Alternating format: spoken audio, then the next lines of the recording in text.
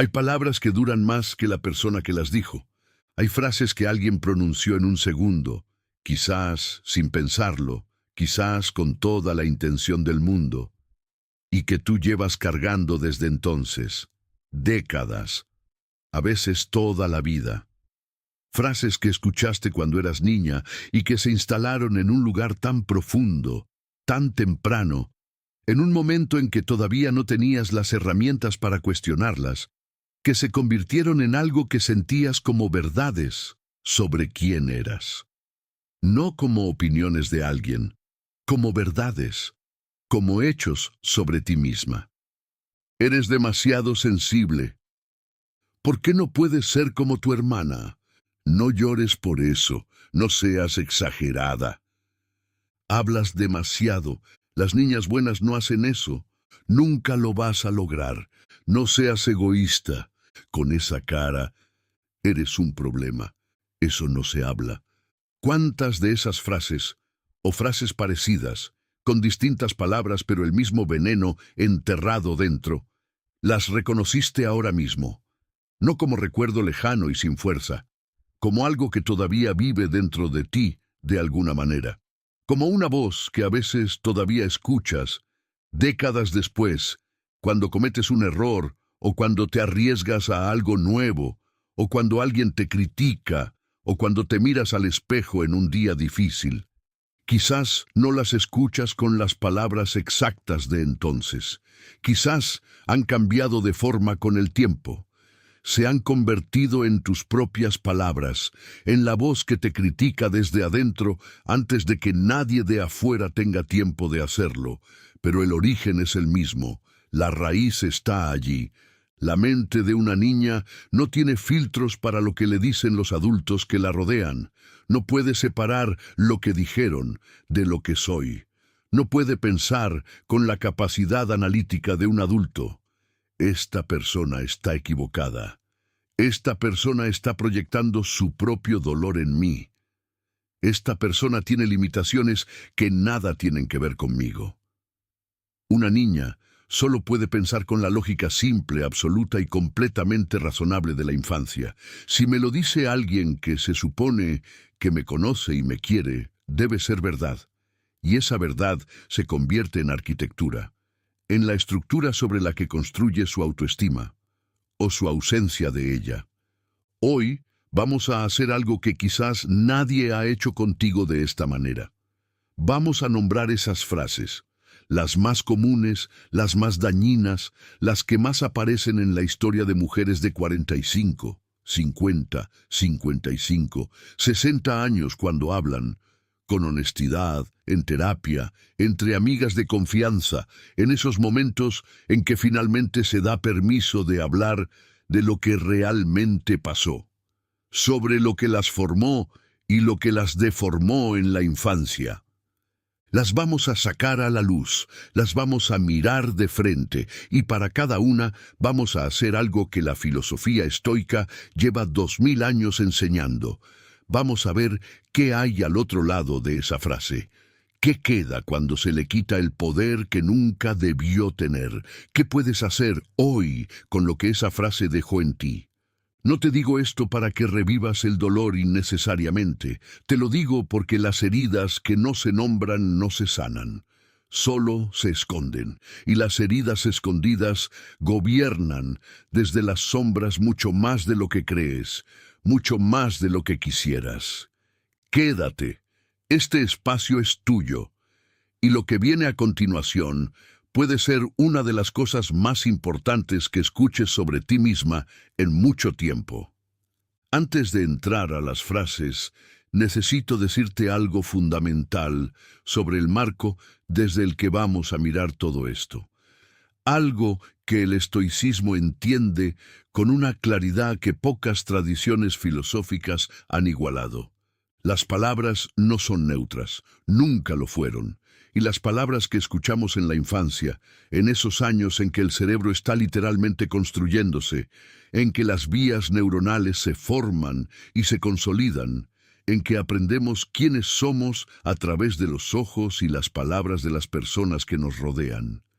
Esas palabras Tienen un peso que las palabras de la vida adulta simplemente no tienen, porque las escuchamos sin defensa, sin el filtro del pensamiento crítico que todavía no se ha desarrollado, sin la capacidad de decir, espera un momento, esta persona puede estar equivocada, esta persona puede estar hablando de sí misma cuando cree que habla de mí.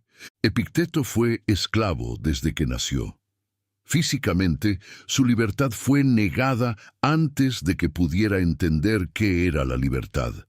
Y sin embargo, fue uno de los filósofos que más profundamente entendió algo que resulta absolutamente central para lo que vamos a explorar hoy.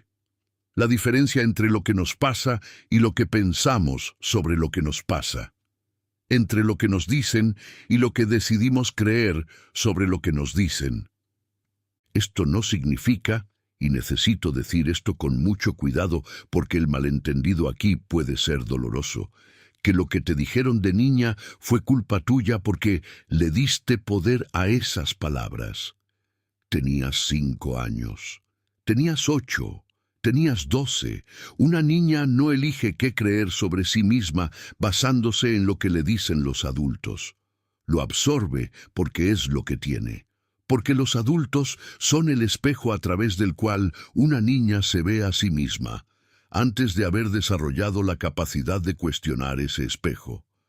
Lo que sí significa, y esto es donde el estoicismo puede darte algo muy concreto y muy poderoso, es que ahora, aquí, con los años que tienes, y con la experiencia que acumulaste, y con la perspectiva que da el tiempo, tienes algo que no tenías entonces. La capacidad de elegir de nuevo, de examinar cada frase con los ojos de quien ya no es aquella niña, de ver el daño, sin minimizarlo, sin decir, pero no fue tan malo cuando sí fue malo, y también ver que el daño no es la verdad final sobre quién eres. No es posible aprender lo que uno cree que ya sabe, pero sí es posible desaprender lo que nunca debió aprenderse, si uno tiene la valentía de cuestionarlo. Epicteto.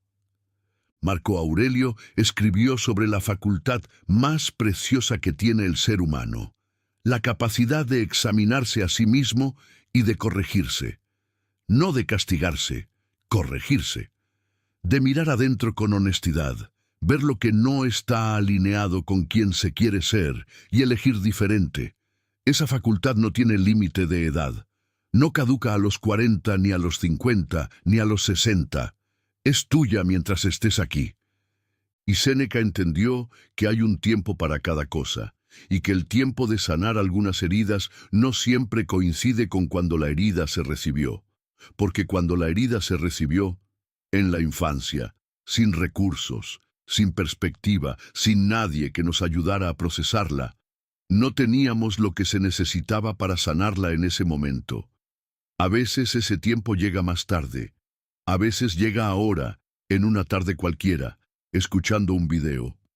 Y llegar tarde no lo hace menos válido. A veces lo hace, paradójicamente, más profundo. Porque ahora tienes cosas que no tenías entonces. Vamos a las frases. Vamos juntos. Con honestidad y con cuidado. Te voy a pedir algo mientras escuchas. No trates de no sentir. Si algo llega, un recuerdo, una emoción, un nudo en el estómago, un reconocimiento que duele antes de que puedas entender del todo por qué. Déjalo llegar, no tienes que hacer nada con eso ahora mismo, solo dejarlo estar. Eso, de por sí, ya es parte de sanar. Frase 1. Eres demasiado sensible. ¿Cuántas veces escuchaste eso? Quizás cuando llorabas por algo que a los adultos de tu alrededor les parecía pequeño, cuando te afectaba profundamente algo que no era para tanto, cuando necesitabas más tiempo para procesar una situación que otros resolvían con aparente facilidad y seguían adelante, cuando las películas te hacían llorar de una manera que te parecía que a los demás no les ocurría igual, cuando las injusticias, las grandes y las pequeñas, las tuyas y las de otros, te indignaban de una manera que nadie más a tu alrededor parecía compartir con la misma intensidad. Cuando una mirada, un tono de voz, un silencio que hablaba más que cualquier palabra, te decía algo que nadie más parecía percibir. Cuando el ambiente de una habitación, antes de que nadie dijera nada, ya te llegaba cargado de algo que nadie reconocía oficialmente, pero que tú sentías con toda claridad. Y te dijeron que eso era un defecto. Eres demasiado sensible. Como si ser sensible fuera una enfermedad que había que tratar. Como si sentir profundamente fuera una debilidad que había que corregir antes de que causara problemas. Como si la solución a tener una vida emocional rica e intensa fuera apagar, cerrar, hacerse más pequeña por dentro para que cupiera en el espacio de lo que se consideraba apropiado sentir, apropiado mostrar, apropiado ser. Lo que probablemente nadie te dijo entonces, y que voy a decirte ahora, es esto: la sensibilidad no es un defecto, es una forma de percibir el mundo con más profundidad que la media. Es la misma capacidad que, en las personas que la han aprendido a habitar, en lugar de suprimir, produce la empatía más genuina que existe, el arte más verdadero, las relaciones más profundas, la intuición que percibe lo que los demás no ven, la capacidad de estar con el dolor ajeno de una manera que hace que las personas se sientan realmente acompañadas, no solo formalmente consoladas. Es la capacidad de leer entre líneas, de entender sin que te expliquen, de saber a veces lo que alguien necesita antes de que esa persona misma lo sepa. El problema nunca fue tu sensibilidad. El problema fue que las personas que te rodeaban no sabían cómo estar con ella. No porque fueran necesariamente malas personas. Muchas de ellas venían de sus propias heridas, de sus propias generaciones que habían aprendido que las emociones eran algo que se contenía, no algo que se habitaba, sino porque estaban incómodas con la intensidad emocional que tú traías al espacio. Y en lugar de aprender a estar con esa intensidad, la única herramienta que tenían era pedirte que te achicaras. Y tú, porque eras una niña que quería ser amada y aceptada, que es lo que todos los niños quieren, sin excepción, sin importar lo fuertes o independientes que parezcan, empezaste a intentarlo. Empezaste a guardar cosas adentro, empezaste a pedir disculpas por sentir, empezaste a preguntarte si estabas exagerando cada vez que algo te movía. Empezaste a dudar de tu propio mundo interior, y esa duda, esa traición específica a tu propio percibir, es de las más costosas que puede hacer una persona. Porque cuando dejas de confiar en lo que sientes, dejas de confiar en ti misma en un sentido muy fundamental. Y cuando dejas de confiar en ti misma, toda tu autoestima empieza a depender de que alguien de afuera te confirme que lo que sientes es válido. Si eres capaz de sentir profundamente, eres capaz de comprender profundamente. No desperdicies ese don tratando de convertirte en alguien que siente menos. Marco Aurelio. Lo que el estoicismo te dice sobre esto no es que dejes de sentir. Es algo más matizado y más útil. La sensibilidad que tienes es tuya y es real y tiene valor. Lo que puedes desarrollar ahora, con la experiencia y la perspectiva que no tenías a los 8 años, es confiar en ella sin ser gobernada completamente por ella en cada momento. A sentir con toda la profundidad que tienes, sin que cada sentimiento sea un veredicto definitivo sobre lo que eres o sobre lo que vale el momento.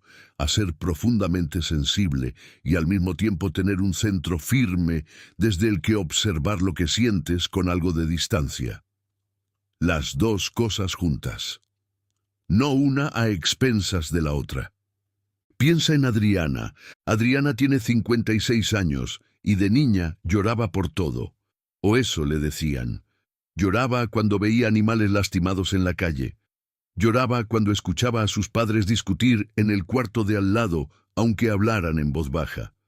Lloraba cuando una amiga en el colegio era tratada con crueldad y ella no podía hacer nada para cambiarlo. Lloraba con la música. Lloraba con las historias. Sentía el mundo de una manera tan intensa que a veces ella misma no sabía qué hacer con todo lo que sentía. Y cada vez que lloraba, alguien en su familia, con distintas palabras, con distintos tonos de voz, con distintos grados de paciencia agotada, le decía alguna variación de lo mismo. Deja de ser tan sensible. Eso no es para tanto, estás exagerando. Estas cosas no deben afectarte tanto. No llores por eso. Adriana aprendió a no llorar, aprendió tan bien, con tanta práctica y con tanto miedo a la desaprobación, que durante años fue la que nunca se quebraba, la fuerte, la que aguantaba, la que seguía, la que resolvía. Y esa identidad, soy la fuerte, se convirtió también en una trampa, porque reforzaba la idea de que sentir era debilidad y no sentir era virtud. Cuando tenía 48 años, Adriana se divorció de una relación que llevaba tiempo siendo dañina. No lloró, funcionó, organizó, se ocupó de sus hijos con eficiencia y con presencia, siguió trabajando, siguió siendo la fuerte, y 6 meses después cayó en una depresión que no entendía porque ya había superado el divorcio. Lo que no había superado era el divorcio. Lo que había pasado es que lo había suprimido, como había suprimido casi todo lo que sentía desde los 8 años.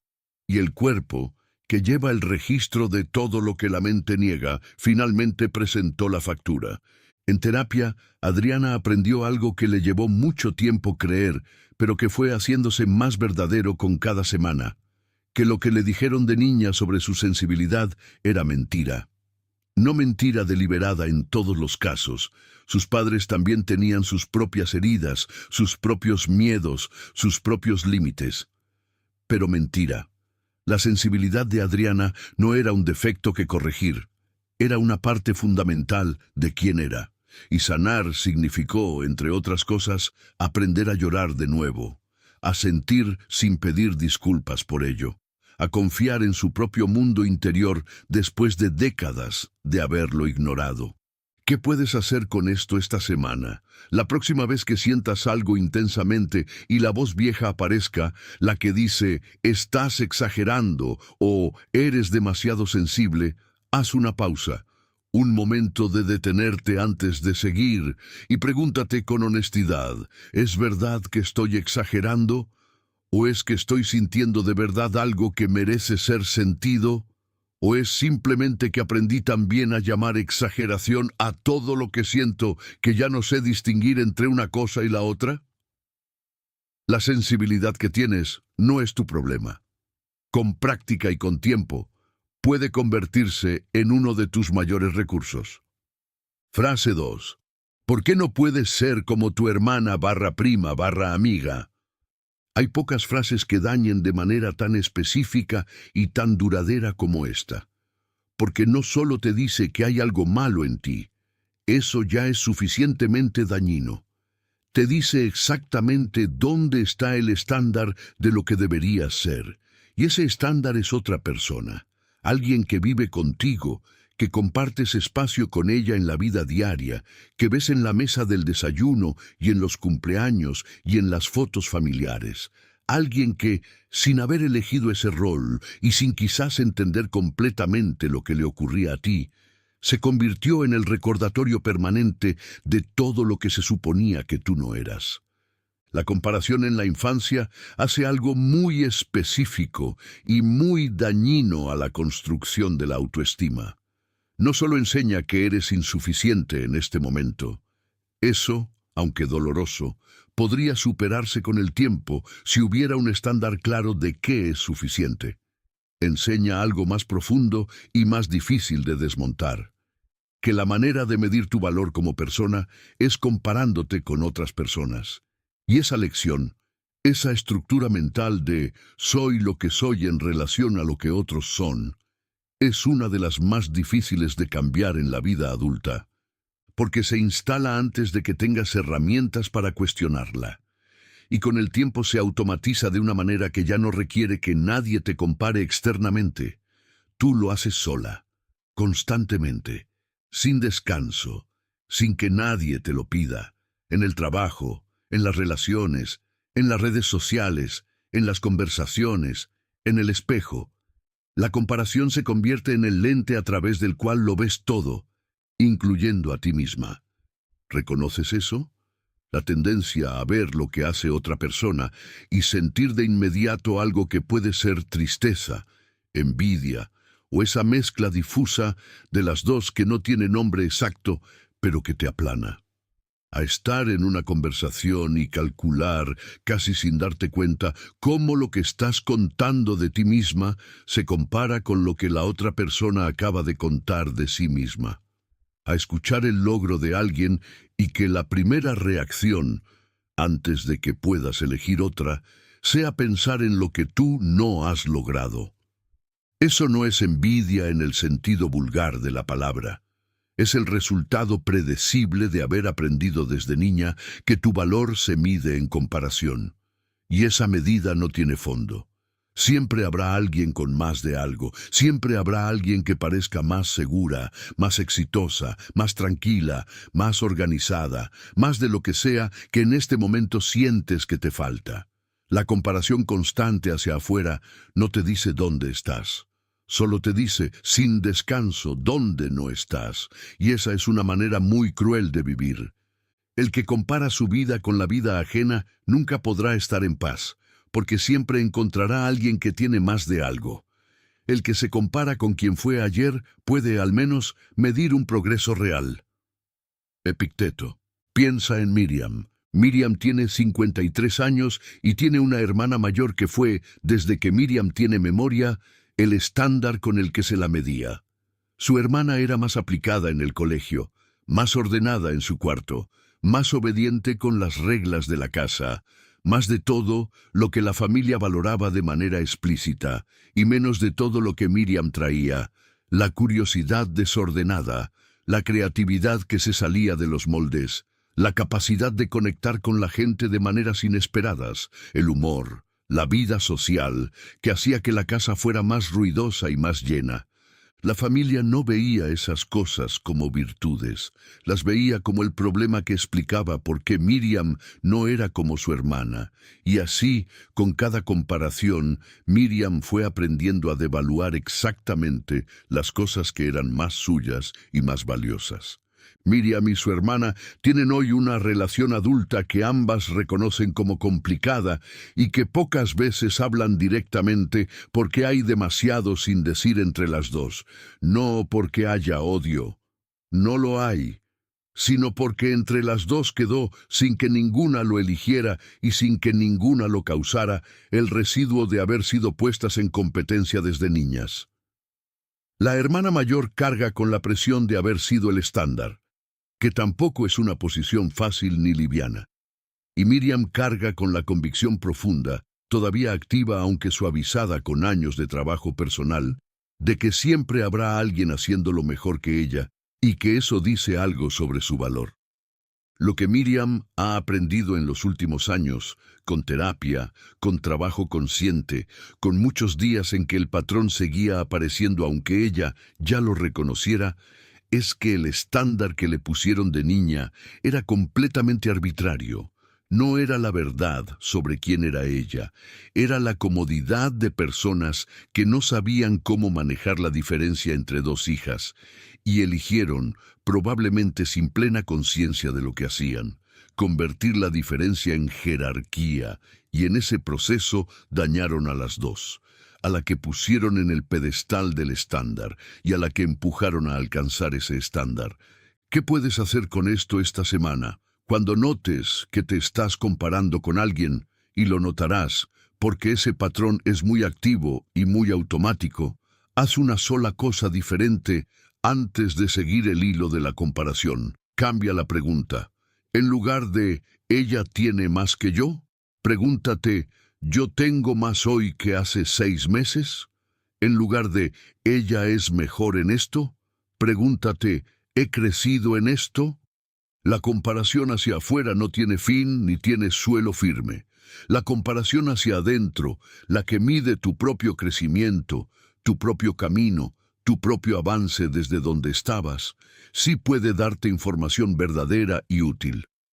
Frase 3. No llores, no seas exagerada. Esta frase hace algo muy particular y muy dañino. No solo te pide que pares de hacer algo, te dice que lo que sientes es equivocado, que tu dolor es desproporcionado en relación a la realidad, que tu reacción emocional no corresponde a lo que realmente pasó, que hay algo en ti, en la manera en que calibras las emociones, en la manera en que respondes al mundo, que está mal ajustado. Y cuando eso te lo repiten suficientes veces en suficientes situaciones, desde suficientemente temprano, empiezas a creerlo. Empiezas a pensar que lo que sientes no es confiable, que tu percepción del dolor es exagerada por naturaleza, que estás programada para sufrir más de lo que corresponde, que las personas que no lloran, que no se angustian, que procesan rápido y siguen sin aparente dificultad, están bien, que son normales, que tú eres la anomalía.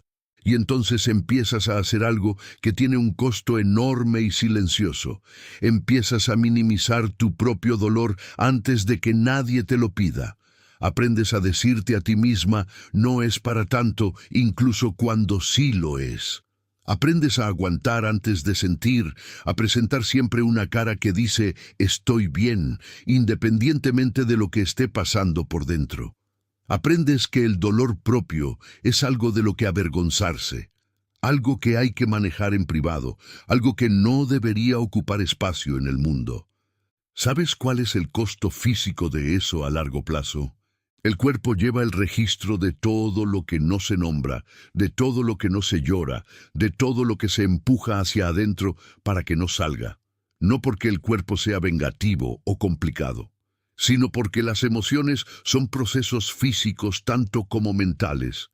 Cuando suprimimos una emoción antes de que se complete su ciclo natural, esa energía no desaparece, se queda, se instala en la tensión de los hombros que nunca termina de irse, en el nudo en el estómago que aparece sin motivo aparente, en los dolores de cabeza que se vuelven crónicos, en el insomnio que interrumpe el sueño con una regularidad que parece caprichosa, pero que tiene una lógica que el cuerpo conoce mejor que la mente, en la sensación de un cansancio que no corresponde completamente al esfuerzo del día. El cuerpo no olvida lo que la mente suprimió, solo lo guarda en otro formato. Y con el tiempo, ese formato se hace más costoso. Y además del costo físico, hay un costo relacional. La mujer que aprendió a no llorar, a no ser exagerada, a no mostrar vulnerabilidad, esa mujer a veces tiene dificultad para conectar profundamente con otras personas. No porque no quiera, sino porque la conexión profunda requiere vulnerabilidad, requiere mostrar que algo duele, requiere decir, esto me afectó, en lugar de, estoy bien. Requiere aparecer como alguien que tiene necesidades y no solo como alguien que las resuelve. Y si aprendiste desde niña que mostrar eso era un problema, una debilidad, algo de lo que avergonzarse, hacerlo de adulta requiere un acto de valentía deliberada que no siempre es fácil de encontrar. Es necesario que el sabio llore algunas veces, no como señal de debilidad, sino como señal de humanidad. El que no puede llorar ha perdido parte de lo que lo hace humano. Séneca. Piensa en Sofía. Sofía tiene 61 años y creció en una familia donde las emociones no se mostraban. No era una familia fría en el sentido de que no hubiera amor. Había amor genuino, que se expresaba en presencia, en cuidado, en provisión, en acciones, pero no en llanto, no en conversaciones sobre cómo te sentías de verdad, no en el permiso explícito ni implícito de desmoronarte cuando algo dolía y necesitabas tiempo para reconstruirte. Sofía aprendió a ser la fuerte desde muy joven. Y esa identidad la acompañó durante décadas con una fidelidad que ella misma reconoce como ambivalente. Le daba orgullo ser la que aguantaba, y también le costaba cada vez más sostener esa imagen. Fue la fuerte en su matrimonio cuando las cosas estuvieron difíciles. Fue la fuerte cuando sus hijos adolescentes atravesaron crisis. Fue la fuerte cuando su padre falleció.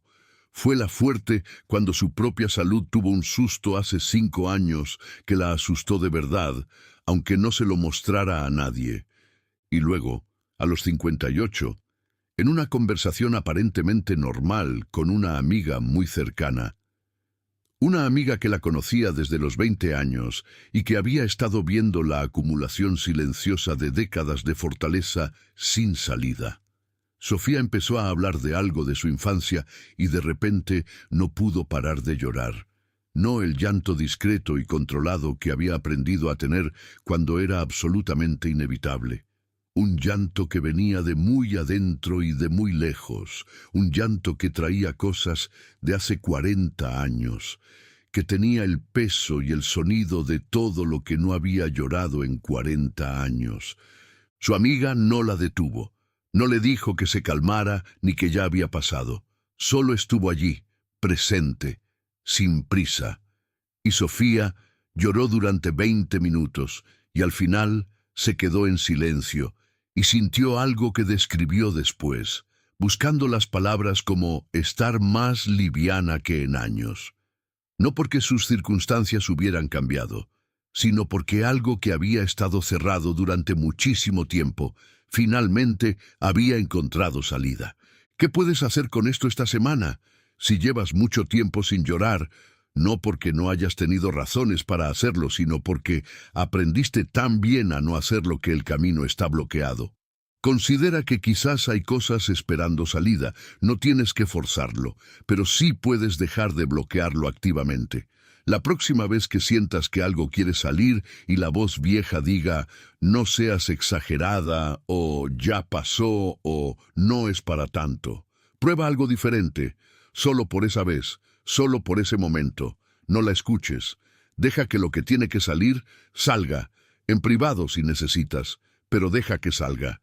Frase 4. Las niñas buenas no hacen barra, no dicen barra, no sienten eso. Esta frase opera en 2 niveles al mismo tiempo, y los 2 hacen daño, pero el segundo hace un daño más profundo y más duradero. El primer nivel es el de la conducta.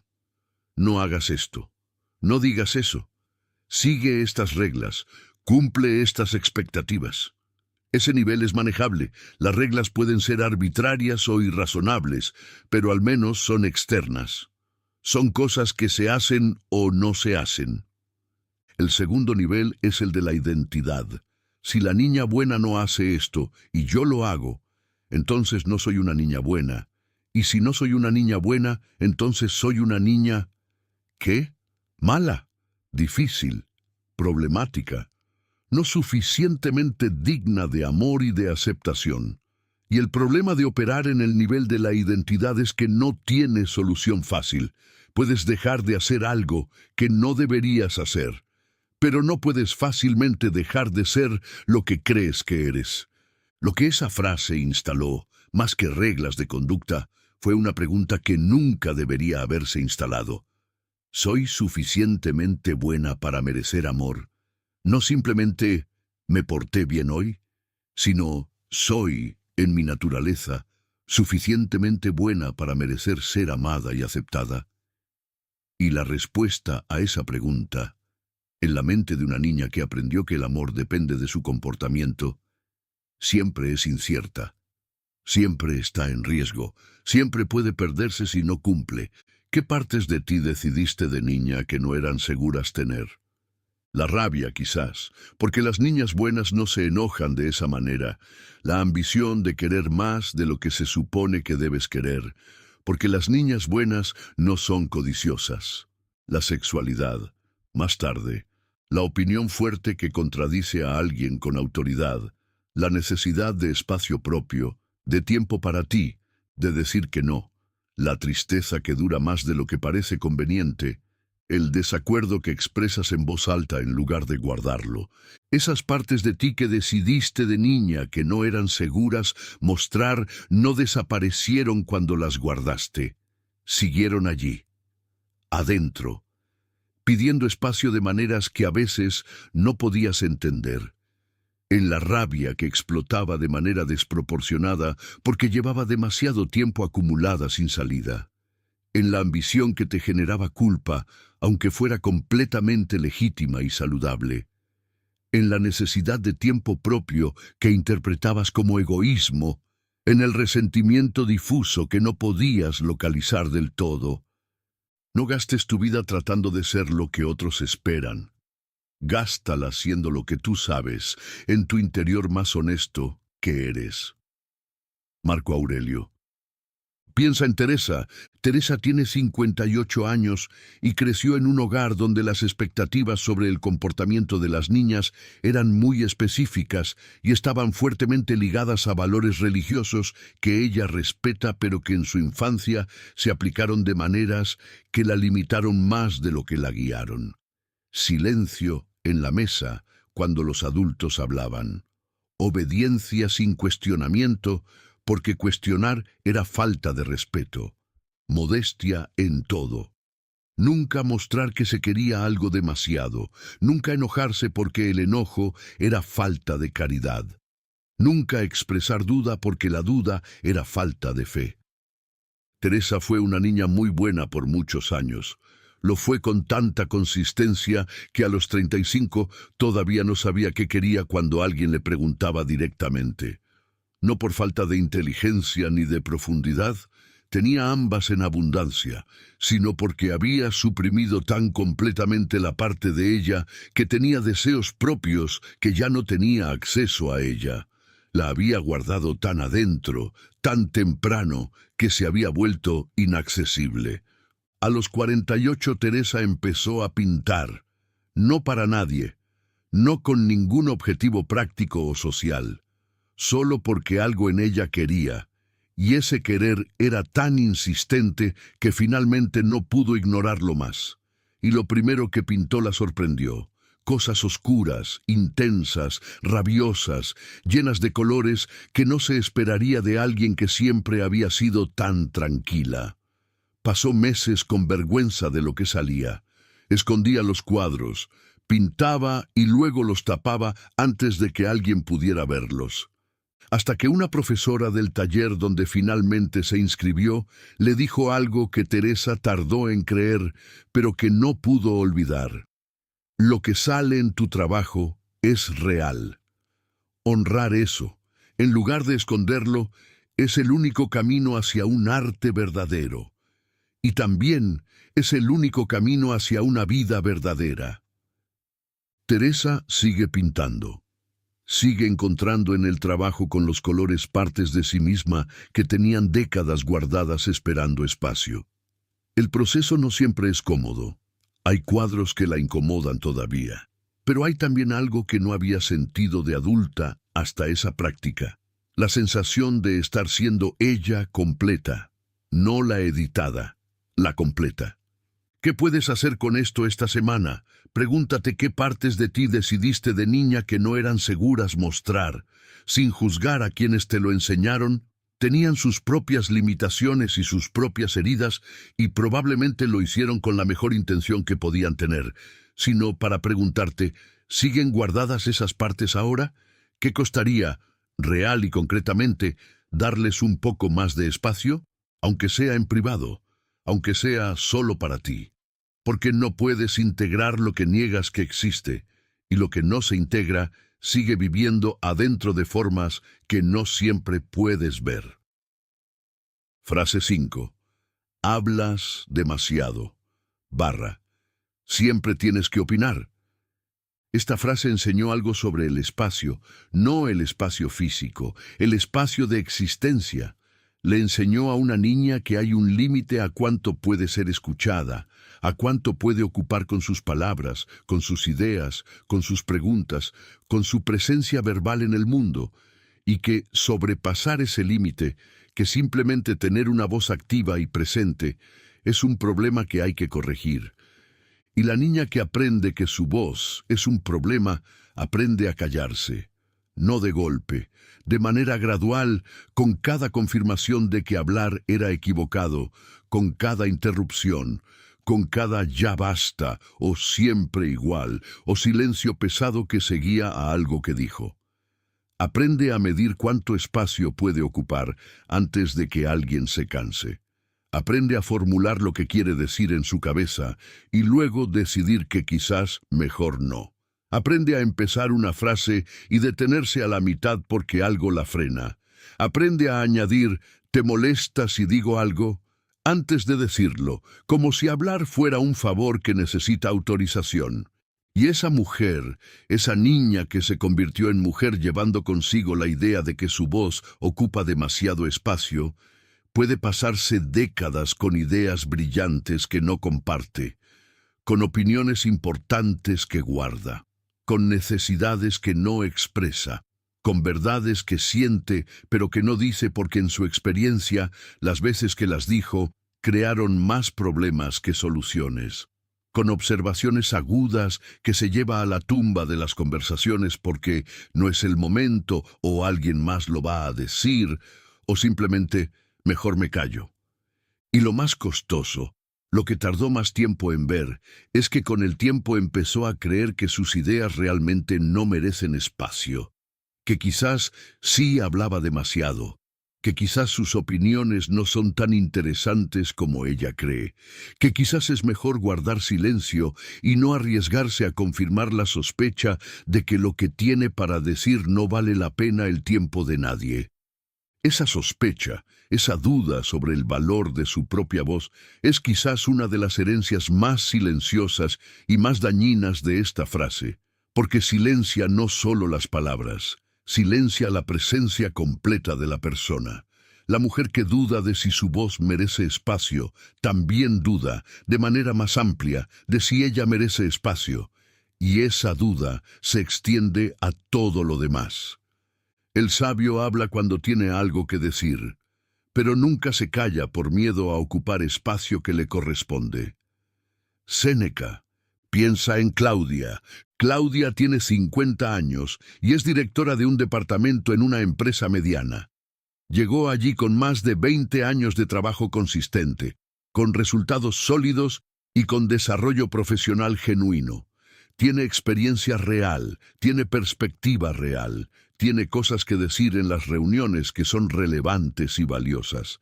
Y sin embargo, en esas reuniones con el equipo directivo, reuniones donde ella es a menudo la persona con más experiencia técnica en el tema que se discute, Claudia raramente habla primero.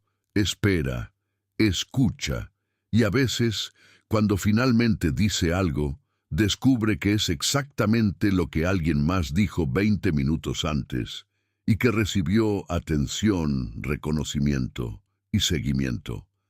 El mismo punto, las mismas palabras, casi, solo que dicho por alguien que no esperó. Esa experiencia le duele a Claudia de una manera que no puede terminar de explicar completamente.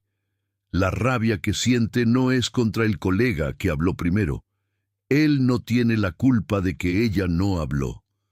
La rabia que siente es más difusa y más profunda. Es contra el mecanismo dentro de ella que la detuvo.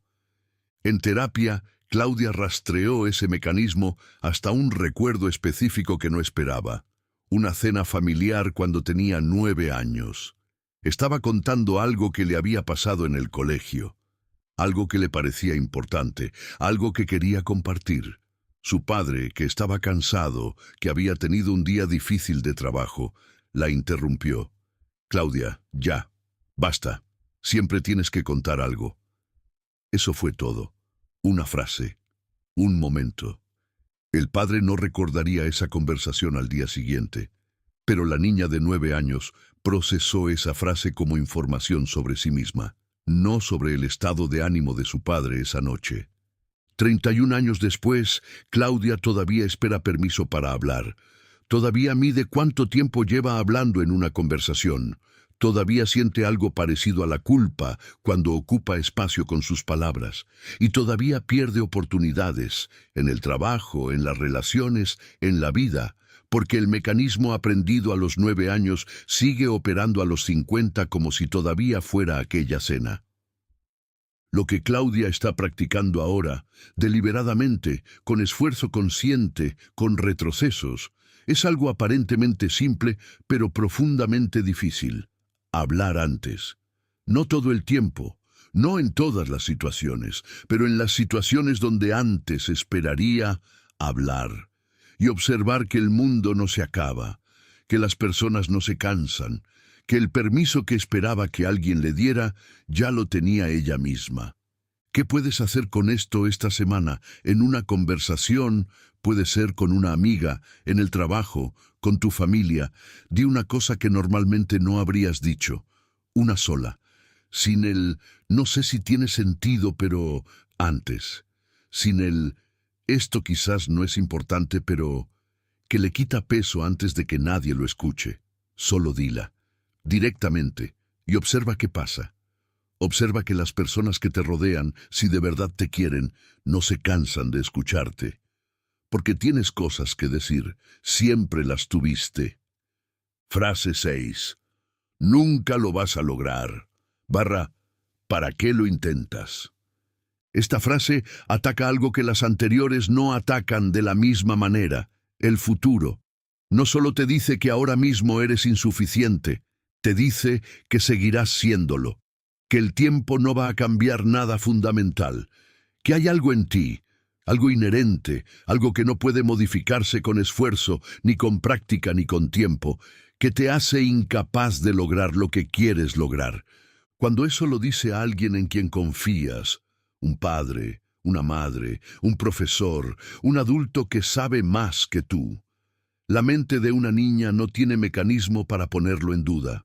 Lo incorpora como predicción sobre sí misma, y lo más perturbador de ese mecanismo es lo que sigue. Inconscientemente, la mente trabaja para confirmar lo que cree que es verdad sobre sí misma. Si crees que no puedes, dejas de intentarlo de manera sostenida. Si dejas de intentarlo de manera sostenida, no lo logras, y eso confirma lo que creías. El círculo se cierra, y parece que la predicción era correcta, aunque nunca lo fue. ¿Reconoces ese círculo en algún área de tu vida?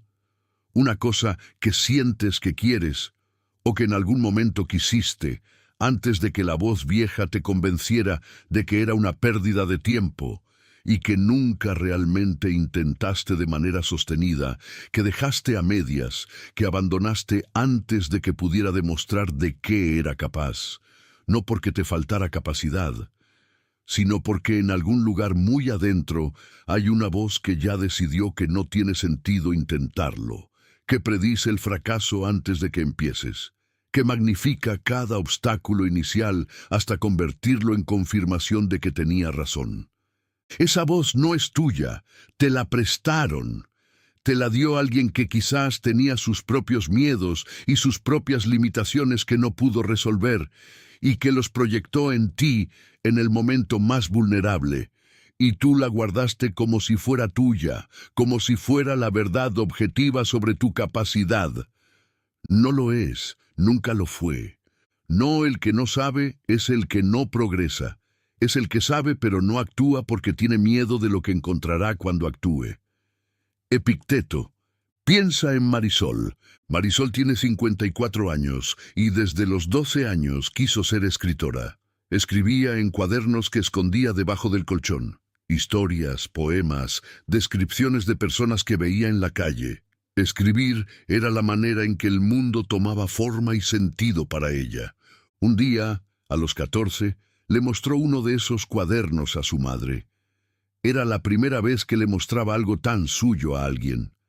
Buscaba algo que nunca le había pedido a nadie de esa manera.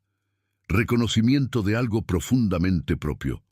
Su madre los leyó, los devolvió, y dijo, sin crueldad deliberada, pero con una indiferencia que dolió igual que la crueldad: muy bonito para un hobby, pero para ganarse la vida con esto habría que tener un talento especial, y siendo realistas. No terminó la frase. No la necesitó terminar. Marisol no volvió a mostrarle sus escritos a nadie durante 20 años. Siguió escribiendo, pero en secreto. con vergüenza, como si fuera algo que no debería hacer. Estudió contabilidad porque era lo práctico y lo realista. Trabajó en contabilidad durante 20 años. Era buena en ello, pero con una sensación constante, que nunca pudo eliminar del todo, de estar haciendo el trabajo de otra persona. A los 51, Marisol se inscribió en un taller de escritura creativa. Temblaba cuando llegó el primer día. La voz de su madre tenía 40 años de práctica y estaba muy instalada. El primer cuento que presentó recibió un silencio inicial, el tipo de silencio que precede algo importante, y luego comentarios que Marisol no esperaba. El taller dijo que tenía voz, que había algo real en lo que escribía, que debía seguir. Marisol todavía no ha publicado un libro. Quizás lo haga, quizás no. No es el punto. Pero escribe cada mañana, antes de que el día empiece a exigirle cosas. Y dice que esas horas son las más suyas que tiene, y que recuperarlas a los 51, después de 40 años de la frase de su madre, fue uno de los actos de justicia más importantes que se ha dado a sí misma en su vida adulta. ¿Qué puedes hacer con esto esta semana? ¿Hay algo que en algún momento quisiste hacer o ser y que guardaste o abandonaste porque una voz, externa o interna, pero aprendida en algún lugar de afuera, te dijo que no podías? Esa cosa todavía existe, no se fue, solo está guardada.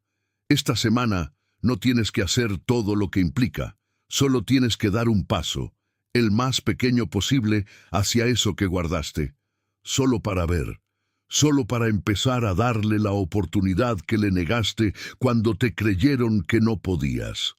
Frase 7. No seas egoísta. Siempre pensando en ti. Esta frase enseñó una de las lecciones más duraderas y más profundamente instaladas que puede aprender una niña. Que tener necesidades propias, que poner algo de sí misma en la ecuación de la vida, su bienestar, su descanso, su deseo, su tiempo, su opinión sobre lo que quiere, es un acto moralmente reprobable. Que la virtud consiste en darte completa a los demás. Que el cuidado propio es egoísmo. Que pedir es una imposición, que necesitar es una debilidad. Y la mujer que aprendió eso de niña llega a la vida adulta con algo que el mundo a menudo celebra de manera acrítica, una capacidad extraordinaria para dar. Cuida, sostiene, provee, escucha, ayuda, aparece cuando la necesitan, resuelve. Esa capacidad es genuina, no es un show, no es falsa, pero viene con su reverso, que es el que nadie celebra, una dificultad profunda para recibir, para pedir, para decir que necesita, para poner su propio bienestar en algún lugar de la lista sin que la culpa llegue de inmediato. Y esa dificultad tiene un costo que se acumula durante años, de manera silenciosa y predecible. El cansancio de dar siempre más de lo que se recibe, el resentimiento que nadie pidió sentir y que sin embargo aparece, a veces mezclado con culpa por sentirlo. La sensación de vacío cuando todos los demás están bien y nadie pregunta cómo está ella. La enfermedad que aparece cuando el cuerpo ya no puede sostener el ritmo de dar sin reservarse nada. La depresión que llega en el momento en que los hijos ya no la necesitan de la misma manera y de repente no sabe qué queda de ella cuando no tiene a nadie a quien cuidar de esa manera específica. La pregunta aterradora: ¿quién soy yo cuando no estoy siendo útil a alguien? Cuídate primero. No como acto de egoísmo, sino como acto de sabiduría. El que no tiene nada dentro no puede dar nada que valga. Marco Aurelio. Piensa en Amparo. Amparo tiene 60 años y lleva 35 años siendo la persona que se ocupa de todo en los espacios donde está. En su familia, en su trabajo, en su círculo social. Siempre la que recuerda los cumpleaños, la que organiza, la que se asegura de que nadie falte a nada que necesite. Primero fueron sus hijos. Luego, cuando los hijos crecieron, fue su marido durante una enfermedad larga. luego su madre durante los últimos años de vida de ella. Amparo siempre encontró a quién o a qué ocuparse, no porque le faltaran personas a su alrededor, genuinamente las amaba, sino porque en algún nivel profundo que no había examinado, necesitaba ese rol. Era el único lugar donde sentía que su presencia tenía un propósito claro, indiscutible, visible. Cuando el último de esos proyectos de cuidado, su madre, falleció hace 2 años, Amparo cayó en un vacío que no había anticipado del todo. Se sentía inútil aunque nadie le dijera eso. Se sentía sin propósito aunque tuviera todo lo que en teoría debería hacer que una persona se sienta con propósito. Y en ese vacío empezó a aparecer, con una claridad que a veces la asustaba, algo que había estado guardado durante mucho tiempo. Ella misma, con sus propios deseos, con sus propias necesidades, con la pregunta que nunca se había permitido hacer seriamente: ¿qué quiero yo? Amparo está aprendiendo, a los 60, algo que nadie le enseñó y que nadie le enseñó a enseñarse: que cuidarse a sí misma no la convierte en egoísta, que tener necesidades no es una debilidad moral que necesita ser superada, que decir necesito esto no anula los 35 años de cuidado que dio, que la mujer que aprende a recibir, a pedir, a ponerse también en la lista, esa mujer tiene más para dar, no menos, porque da desde la abundancia en lugar de desde el vaciamiento. ¿Qué puedes hacer con esto esta semana? Haz una cosa, una sola, que sea completamente para ti, no porque te la hayas ganado con algo, no como recompensa al final de un día productivo, sino simplemente porque quieres, porque mereces, y cuando la culpa llegue, y llegará, porque lleva décadas de práctica, no la pelees, solo nótala, reconócela, y sigue de todas maneras. Ese acto pequeño de cuidado propio, repetido con constancia, es como se empieza a reescribir la frase que te dijeron de niña. Frase 8. No eres tan inteligente /especial /buena como crees. Esta frase tiene muchas variantes. No te pases de lista. ¿Quién te crees que eres? Nadie te dijo que eras especial. Bájate de tu nube. No exageres tus capacidades. No quiero que te decepciones cuando el mundo te muestre que no eres tan buena como piensas. Sea cual sea la forma que tomó en tu infancia, el mensaje central es el mismo. No te veas demasiado grande. No ocupes ese espacio interior. Hay algo en reconocerse, en saber que puedes, en sentirte segura de algo que puedes hacer bien, que es peligroso, que es arrogante, que va a terminar en decepción o en ridículo o en el rechazo de las personas que te rodean. Y la niña que aprende eso, aprende a hacerse pequeña por dentro, a no reclamar sus propios logros, a restarle importancia automáticamente a lo que hace bien, a decir no es para tanto cuando algo le sale excepcionalmente bien, antes de que alguien más se lo diga. A añadir siempre un pero después de cualquier reconocimiento de sus propias capacidades, a dudar de sus percepciones sobre sí misma con la misma consistencia con que los demás dudan de algo que no tienen evidencia suficiente para creer. ¿Te reconoces en esa tendencia? En el pero automático que llega después de cualquier cosa buena sobre ti misma. En la incomodidad de recibir un elogio sin inmediatamente relativizarlo, devolvérselo a quien lo dio o convertirlo en una broma, en el miedo difuso de que si reconoces tus propias capacidades, alguien va a llegar pronto a recordarte que estás equivocada, que te creíste demasiado, que no era para tanto. Ese miedo tiene un costo muy concreto en la vida real. La mujer que no puede verse con claridad y con justicia, que no puede ocupar el espacio que le corresponde en su propia percepción, no aplica al trabajo que merece porque seguro hay alguien más preparada.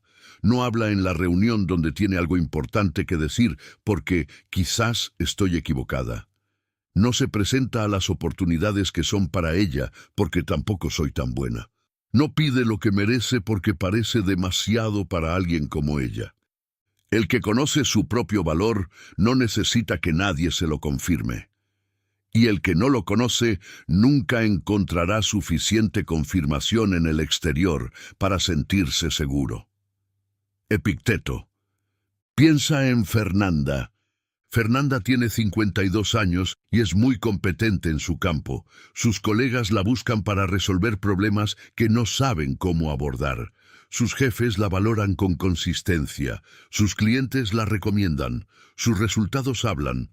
Y sin embargo, Fernanda lleva 30 años con la sensación de que en cualquier momento alguien va a descubrir que en realidad no es tan buena como todos creen. Que lo que parece competencia es en realidad suerte o circunstancias, o que los demás están siendo generosos con ella, que es cuestión de tiempo. Eso tiene un nombre: síndrome del impostor, y es extraordinariamente común en mujeres, mucho más que en hombres, por razones que tienen que ver exactamente con estas frases que exploramos hoy. Porque la niña que aprende que reconocerse a sí misma es arrogancia, aprende a dudar de sus percepciones sobre sus propias capacidades. Y esa duda no desaparece sola cuando llegan los logros adultos. Los logros llegan. Fernanda los tiene, son reales. Pero la voz que dice, no eres tan buena como crees, también sigue. Y coexiste con los logros de una manera que hace que ninguno de ellos llegue a sentirse completamente seguro. Lo que Fernanda está aprendiendo, despacio, porque esto va despacio, es que verse con claridad y con justicia no es arrogancia, que reconocer lo que hace bien no significa negar lo que no hace bien, que puede tener una imagen de sí misma que sea honesta, que incluya sus fortalezas reales sin inflarlas artificialmente y sus limitaciones reales sin que la aplanen, y que esa imagen honesta, ni la inflación del narcisismo, ni la deflación del síndrome del impostor, es el único lugar desde el que se puede construir una autoestima que sea tanto sólida como verdadera. ¿Qué puedes hacer con esto esta semana? Escribe 3 cosas que haces bien, no perfectas, bien. 3 cosas reales, concretas, que puedes hacer con habilidad. No las relativices, no les pongas pero, solo escríbelas. Y léelas, en voz alta si puedes, aunque te sienta raro al principio. Porque el primer paso de ver tu valor con justicia es practicar decirlo sin que la voz vieja lo borre inmediatamente. Frase 9. Eres un problema, con todo lo que damos, y así respondes. Esta es la más dura de todas, y la voy a decir con cuidado, porque sé que para algunas de ustedes esto no es un recuerdo que tiene polvo, es algo que todavía duele cuando aparece. Hay niñas que crecieron sintiéndose una carga, no necesariamente porque alguien se los dijera con esas palabras exactas, aunque algunas sí lo escucharon exactamente así, y eso merece ser reconocido como lo que es, una herida real y profunda, sino porque lo sintieron de otras maneras. En el suspiro de cansancio del adulto cuando llegaban con una necesidad, en la manera en que sus problemas se resolvían, lo antes posible, para seguir con otra cosa, en la sensación de que su presencia complicaba el ambiente en lugar de enriquecerlo, en la mirada de «¿ahora qué?», que no siempre se verbalizaba pero que se sentía, en el «con todo lo que damos y tú», que no siempre terminaba de decirse pero que decía todo. La niña que se siente un problema no aprende que tiene problemas. Eso sería manejable, sería algo que puede trabajarse. Aprende que ella es el problema, que su existencia es lo que complica. Y eso instala algo en el núcleo de la autoestima que ninguna herida adulta puede instalarse con la misma profundidad: la creencia de que hay algo fundamentalmente equivocado en ella. Algo que, si las personas la vieran de verdad, haría que se alejaran. Si eso resuena en ti, quiero que escuches lo que viene con toda la atención que puedas darle. Eso que sientes en el fondo, esa convicción de que hay algo fundamentalmente equivocado en ti, que las personas eventualmente van a descubrir, no es la verdad sobre quién eres. Es la consecuencia de haber crecido en un ambiente que no tenía los recursos para acompañarte de la manera que mereces ser acompañada. Y esas son dos cosas completamente distintas. No lo digo para excusar a las personas que te lastimaron. Algunas cosas no tienen excusa. Lo digo para que puedas separar lo que es verdad de lo que simplemente pasó. Lo que pasó fue que alguien, o varios alguien, no tenían lo que necesitabas. Quizás estaban sobrepasados por sus propias cargas. Quizás tenían heridas sin sanar que proyectaban en ti sin conciencia de lo que hacían. Quizás no sabían cómo amar de la manera que tú necesitabas ser amada. Eso es lo que pasó. Y dice algo sobre ellos y sobre las circunstancias en que vivieron. Lo que no pasó, lo que nunca fue verdad, aunque lo hayas creído durante décadas y aunque esa creencia todavía aparezca en momentos de vulnerabilidad, es que tú fueras el problema, que tu existencia fuera una carga, que hubiera algo fundamentalmente roto en ti que hacía que fueras difícil de querer de manera plena. La herida más profunda no es la que otros nos hacen, es la que hacemos creer que merecemos. El primer acto de sanación es dejar de creerlo. Séneca. Piensa en Natalia. Natalia tiene 55 años y creció en una familia donde su madre lidiaba con una depresión severa no tratada y su padre trabajaba jornadas enormes que lo mantenían principalmente fuera de la casa. Natalia era la mayor de 3 hijos y aprendió muy temprano con la lógica práctica de quien necesita sobrevivir en un ambiente impredecible, a hacerse invisible de una manera muy específica, a no necesitar, a no pedir, a no llamar la atención sobre ella misma a menos que fuera para ayudar o resolver algo. Aprendió que la manera de no ser una carga era no tener cargas, y que la manera de ser aceptada era siendo útil de manera consistente y sin pedir nada a cambio. A los 35, Natalia entró en una relación con una persona que la trataba de manera inconsistente, bien cuando ella no pedía nada, distante o molesto cuando sí lo hacía. Y Natalia estuvo en esa relación 12 años, no porque no lo viera, lo veía, no porque le gustara el dolor, no le gustaba, sino porque era lo que conocía, porque encajaba con lo que había aprendido que era su lugar. Un día, en una conversación con una psicóloga, Natalia dijo algo que la sorprendió a ella misma cuando salió. Es que al menos con él sé cómo funciona. Con alguien que me trate bien no sabría qué hacer. Me parecería que hay algo que todavía no descubrí que está mal. Esa frase abrió algo muy importante, porque en ella estaba todo. La convicción profunda de que el buen trato no era para ella. Que si alguien la trataba bien, había algo que no había encontrado todavía. Que la normalidad era el dolor y que el amor respetuoso era una trampa o una ilusión que tarde o temprano se revelaría como lo que realmente era. Natalia lleva 5 años trabajando en desmontar eso. No está terminado. Quizás nunca esté completamente terminado. Algunas raíces van muy hondo, pero ha tenido en los últimos años relaciones de amistad, profesionales y en el último año romántica, donde ha experimentado algo que antes le parecía reservado para otras personas: ser tratada bien y quedarse, sin esperar que se acabe, sin buscar el defecto que confirme que tenía razón.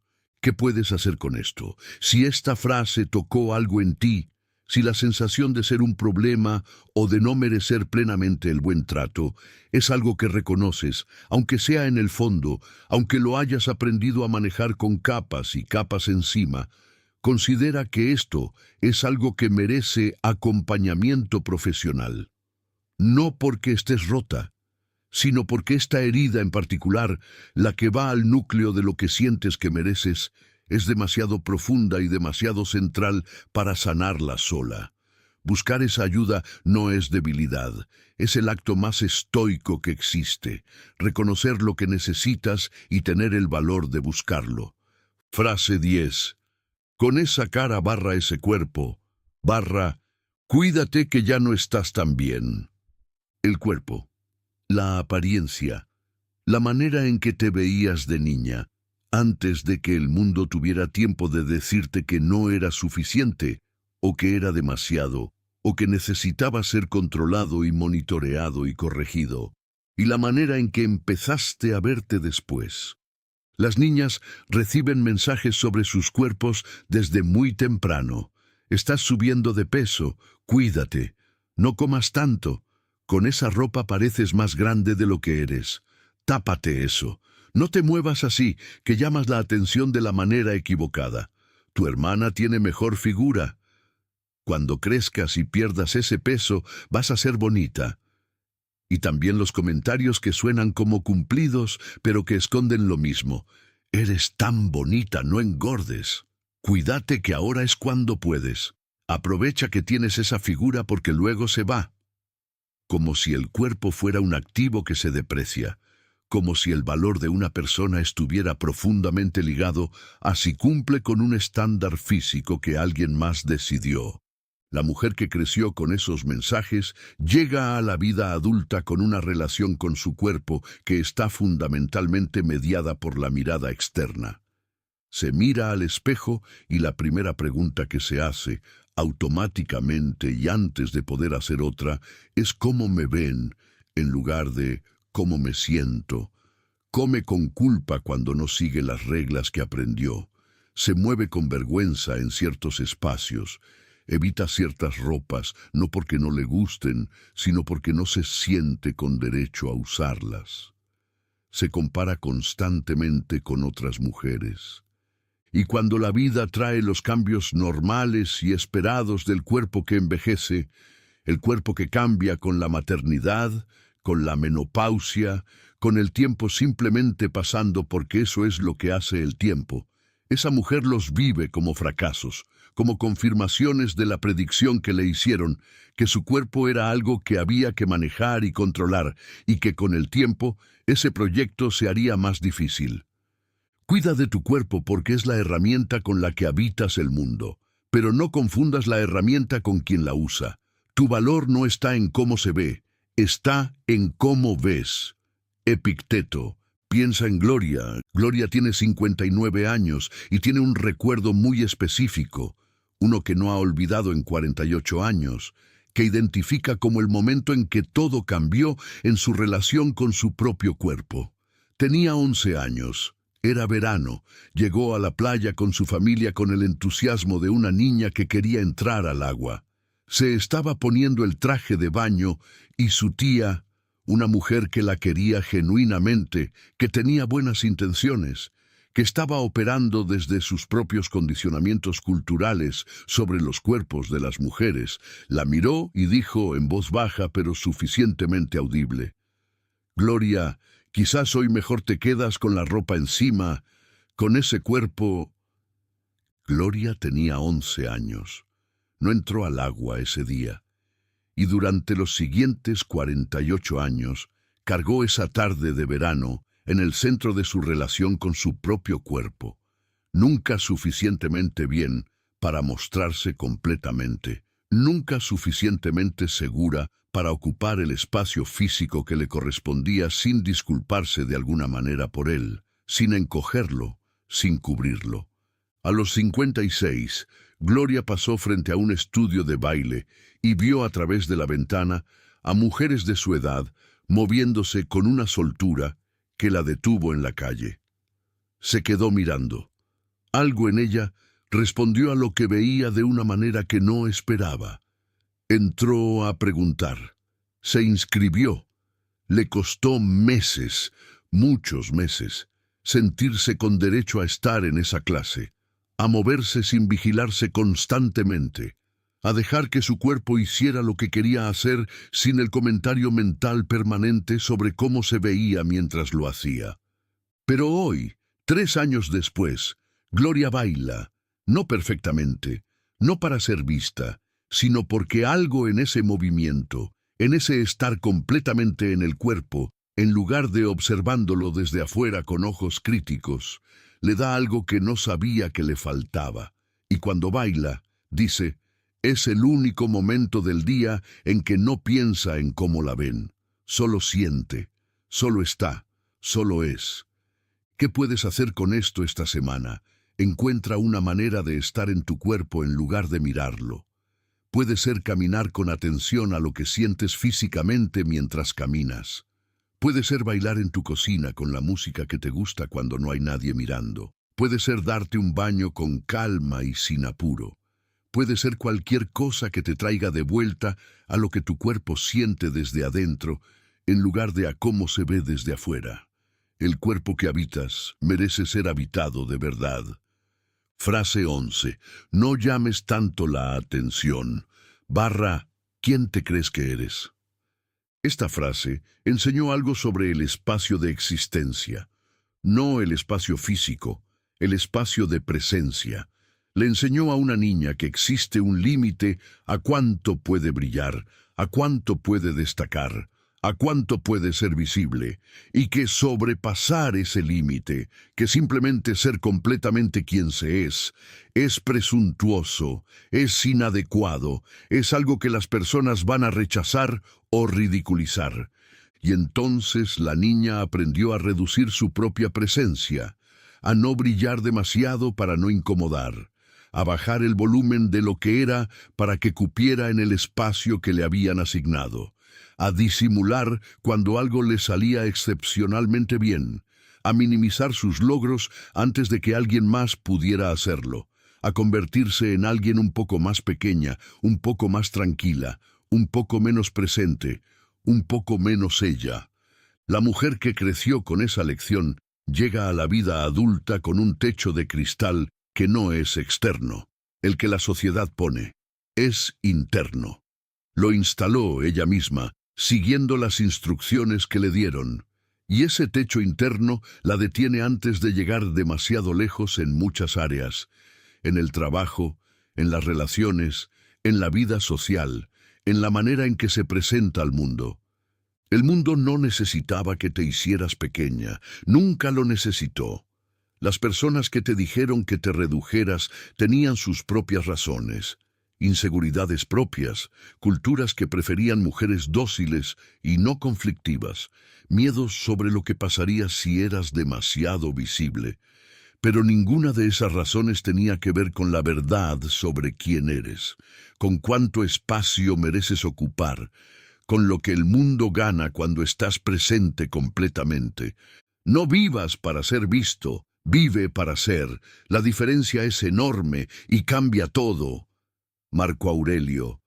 Piensa en Luciana. Luciana tiene 51 años y lleva 2 años en una posición directiva que alcanzó después de mucho trabajo y mucha capacidad real. Y sin embargo, en reuniones con el equipo ejecutivo, Luciana habla menos que colegas, con menos experiencia. Formula sus ideas con más calificaciones.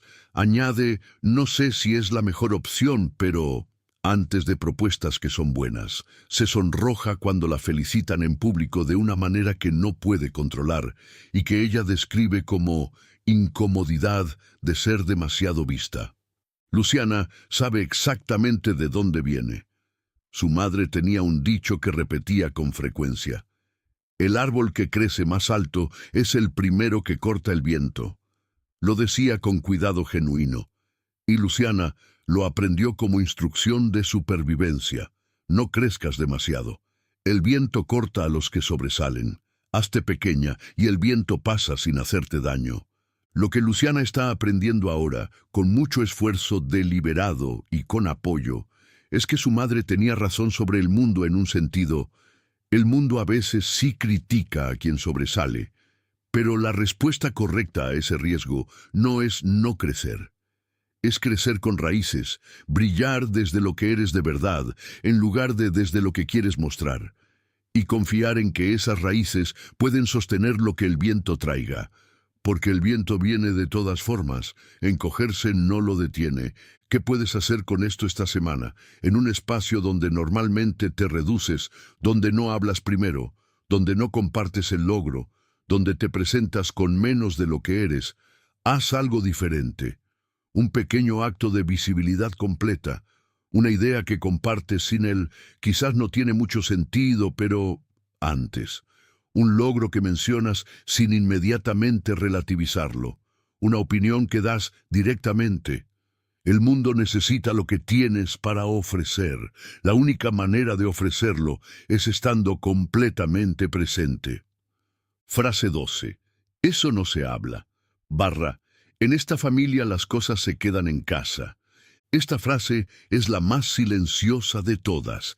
Hace daño no con lo que dice, sino con lo que prohíbe. Prohíbe nombrar, prohíbe preguntar, prohíbe la conversación que podría sanar, la pregunta que podría dar sentido, el reconocimiento honesto de lo que está pasando que permitiría procesarlo, en lugar de cargarlo sin entenderlo. Eso no se habla, puede haber cubierto muchas cosas en tu familia. La muerte de alguien cercano que nadie mencionaba, aunque todos la sintieran de manera difusa. La enfermedad de un padre o una madre que se explicaba de manera vaga o que directamente se ignoraba mientras todos fingían que era otra cosa. El alcoholismo que se llamaba mal humor o el carácter de papá. La violencia que se normalizaba con el silencio. Las dificultades económicas que se escondían con una vergüenza que todos sentían pero nadie nombraba. La depresión, el abuso, el secreto familiar que todo el mundo sabía pero que nadie podía decir en voz alta. Y la niña que vive en ese ambiente aprende una lección que va al corazón de la capacidad de confiar en uno mismo. Mi percepción de la realidad no es confiable. Lo que veo y lo que siento no puede ser nombrado, y si no puede ser nombrado, quizás no es real, quizás soy yo quien está equivocada al percibirlo. Ese aprendizaje que lo que percibes no puede nombrarse y por lo tanto quizás no es real, es la base de lo que los psicólogos llaman gaslighting cuando lo hace deliberadamente un individuo.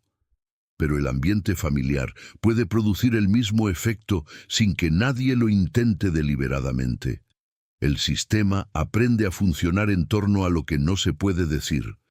Y la niña aprende a funcionar también en ese sistema, pagando el precio de desconfiar de su propio percibir. La mujer que creció con «eso no se habla» puede llegar a la vida adulta con una dificultad genuina para poner en palabras lo que le pasa. No porque no lo sienta, lo siente, a veces con una intensidad que la desborda, sino porque el camino del sentir, al decir, fue bloqueado tan temprano y tan consistentemente que construirlo de adulta requiere un trabajo específico y deliberado. Lo que no puede nombrarse no puede comprenderse. Lo que no puede comprenderse no puede transformarse. El nombre es el primer acto de libertad. Marco Aurelio. Piensa en Rosalinda. Rosalinda tiene 57 años y creció en una familia donde el padre tenía un problema de alcoholismo que nunca se llamó de esa manera. Se llamaba cuando papá está de mal humor. Se llamaba papá tuvo una semana difícil. Se llamaba nada. En las noches peores, cuando el silencio era la única respuesta posible. La familia entera operó durante más de 20 años en torno a una realidad que nadie nombraba. Y Rosalinda, como sus hermanos, aprendió a navegar ese sistema con una habilidad que venía del miedo. Leer el ambiente antes de entrar a cualquier habitación, saber cuándo podía hablar y cuándo era mejor desaparecer, ajustarse a una realidad cambiante e impredecible sin tener nunca un lenguaje para describirla. A los 40, Rosalinda fue a terapia por primera vez. No directamente por el alcoholismo de su padre. Había elaborado eso de otras maneras con el tiempo, de manera imperfecta pero suficiente para funcionar, sino por una sensación que no podía resolver sola, que en sus relaciones adultas, aunque estuviera en ambientes completamente sanos, vivía en un estado de alerta permanente que no tenía razón objetiva de existir. Que leía los ambientes antes de entrar, que calculaba cuándo podía hablar, que ajustaba su comportamiento a una amenaza que no estaba allí. En terapia, Rosalinda aprendió que lo que vivió en la infancia tenía nombre, que el sistema familiar donde creció tenía nombre, que lo que aprendió a hacer para sobrevivir en ese sistema tenía nombre, y que poder ponerle nombre a todo eso, poder decir, esto pasó, esto lo aprendí allí, esto es la consecuencia de aquello, era el primer paso real de poder cambiarlo. Porque lo que puede nombrarse puede, al menos, mirarse de frente. Y lo que puede mirarse de frente puede, con trabajo y con tiempo, transformarse. ¿Qué puedes hacer con esto esta semana? Si hay algo en tu historia, algo que viviste, algo que viste, algo que sentiste y que nunca pudo ser nombrado en voz alta, considera que nombrarlo puede ser un primer paso de sanar. No tienes que hacerlo solo ni en público. Un diario puede ser el primer espacio seguro. Un terapeuta puede ayudarte a encontrar las palabras cuando las tuyas todavía no alcanzan. Y si hay algo que puedes nombrar hoy, aunque sea en voz baja, aunque sea solo para ti, nómbralo. Porque el poder de nombrar lo que viviste no está en exhibirlo. Está en que tú misma puedas verlo con claridad. Hemos nombrado 12 frases, 12 formas en que las palabras de otros, personas que a veces te querían con lo mejor que podían, personas que venían de sus propias historias no resueltas, personas que vivían en sistemas que no sabían cómo tratar la infancia de otra manera, se instalaron en ti y construyeron parte de la arquitectura de lo que crees sobre ti misma. Y antes de que te vayas, necesito que escuches esto. Con toda la atención que puedas. El daño que esas frases hicieron fue real. No lo voy a minimizar. No lo voy a llamar solo palabras, porque las palabras nunca son solo palabras, especialmente en la infancia, especialmente cuando vienen de personas que tienen poder sobre ti, especialmente cuando llegan antes de que tengas las herramientas para cuestionarlas. El daño fue real. Merece ser reconocido exactamente como lo que es. Merece, si todavía hay lágrimas que no salieron, ser llorado. Merece, si todavía hay rabia, ser sentido. Todo eso es válido. Todo eso tiene derecho a existir. Y al mismo tiempo, y esto es lo que el estoicismo lleva 2000 años enseñando, y lo que yo quiero que te lleves de este video, el daño no es la última palabra sobre quién eres. Marco Aurelio no nació siendo el filósofo que conocemos. Nació en circunstancias que lo moldearon de maneras que no escogió, con pérdidas que no eligió, con presiones que no pidió. Y pasó décadas, no días, décadas, construyendo con práctica deliberada la persona que quería ser.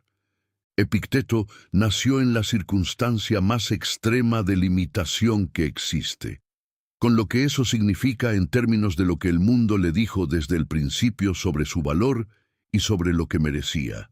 Y construyó, desde ese punto de partida que nadie elegiría, una libertad interior que nadie pudo quitarle. Nunca. Y Séneca reconoció, con la honestidad que requería un valor particular, que había desperdiciado años creyendo cosas sobre lo que importaba que no eran verdad. Y en lugar de quedarse paralizado por ese reconocimiento, eligió empezar con lo que le quedaba, desde donde estaba, sin exigirse que el punto de partida fuera diferente de lo que era. Las frases que te dijeron de niña no son la verdad sobre quién eres. Son la verdad sobre lo que alguien dijo en un momento dado, desde un lugar dado, con los recursos y las heridas que tenía en ese momento. Y ahora tú tienes algo que no tenías entonces, la perspectiva de quien ya vivió, la capacidad de examinar lo que recibiste con ojos de adulta y la libertad, real, aunque cueste, de elegir qué hacer con ello. No tienes que borrar lo que pasó, no puedes hacerlo, y tampoco sería verdadero intentarlo. Lo que pasó te formó. En lo que duele y en lo que te hizo resiliente, de maneras que quizás todavía no has terminado de reconocer. Lo que sí puedes hacer, y esto es lo que te pido, es dejar que esas frases de hace décadas sigan siendo el argumento definitivo sobre lo que mereces y sobre lo que eres capaz. Una frase a la vez, una elección a la vez, un día a la vez. No estás sola en esto. Antes de irte, la pregunta que más me importa que respondas si puedes. ¿Cuál de estas frases fue la que más te tocó hoy? No la que más recordabas ya, la que más te movió al escucharla de nuevo, la que hizo que algo por dentro dijera eso, aunque te costara reconocerlo. Escríbela en los comentarios, no para mí, para ti. Porque nombrar algo, sacar una cosa del silencio y ponerla en palabras en un lugar donde existe, aunque sea un comentario de YouTube, ya es un acto pequeño pero real de liberación. Y si puedes, cuéntame también, ¿qué es una cosa diferente que vas a hacer esta semana? Un paso pequeño hacia verte con los ojos que mereces, en lugar de los ojos de quien te dijo eso cuando tenías 8 años. Y dime desde dónde me escuchas. Este espacio se construye con ustedes, con sus historias, con lo que comparten. Y eso importa más de lo que saben. Si este video te dio algo real, un nombre para algo que llevabas sin nombre, un pequeño alivio, la sensación de que alguien finalmente dijo lo que tú sentías pero no podías decir, suscríbete al canal. Aquí seguiremos haciendo exactamente esto, sacar a la luz las cosas que no se nombran. Aplicar la sabiduría estoica a la vida real de las mujeres y acompañarnos en el camino de ser más libres, más enteras, más nosotras mismas. Activa la campanita, y si hay alguien en tu vida que crees que también tiene alguna de estas frases guardadas dentro, comparte este video. A veces el regalo más importante que le puedes dar a alguien que quieres es ayudarle a poner nombre a algo que lleva cargando sin poder nombrarlo. Hasta la próxima, cuídate, no como obligación, como el acto de amor más importante que existe. Nos vemos pronto.